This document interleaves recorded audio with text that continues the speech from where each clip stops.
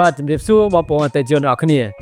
ហើយសម្រាប់ថ្ងៃនេះ admin នឹងក្រុមការងារចេញដំណើរទៅផ្ដល់សេវាកម្មបិទស្គររថយន្តជូនដល់អតិថិជនដល់ទីតាំងផ្ទាល់តែម្ដងហើយខ្ញុំក៏សូមអរគុណដល់លោកពូអ្នកមីងផងដែរដែលតែងតែជួយជាក់មកលើសេវាកម្មនិងទឹកដៃរបស់ក្រុមការងារពួកយើងម្ដងហើយម្ដងទៀតប៉ុន្តែមកលើនេះគឺមិនមែនមួយទេគឺ2គ្រឿងតែម្ដងជាមួយនឹង Toyota Veloz Series ឆ្នាំ2025ទាំងពីរតែម្ដងហើយមុននឹងចាប់ផ្ដើមបិទស្កុតគឺពួកយើងធ្វើការបាញ់ទឹកសម្អាតដីម្ដងសិនបន្ទាប់មកទៀតគឺធ្វើការដោះគ្រឿងចេញបន្ថែមទៀតហើយក៏ធ្វើការបាញ់ទឹកដុសសាប៊ូម្ដងទៀតមុននឹងធ្វើការបិទទៅលើតួរថយន្ត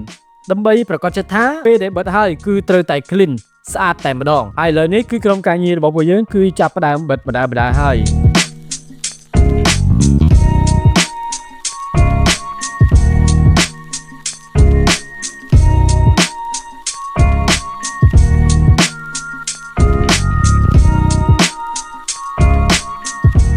ហើយបន្ទាប់ពីបិទរួចហើយ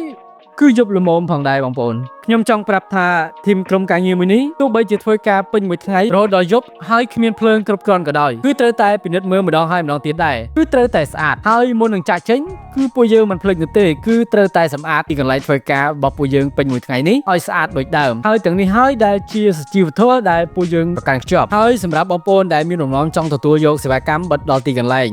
ឬព័ត៌មានផ្សេងៗសូមទំនាក់ទំនងតាមលេខទូរស័ព្ទខាងលើនេះឬឆាតចូលមកក្នុង page Supercare សូមអរគុណ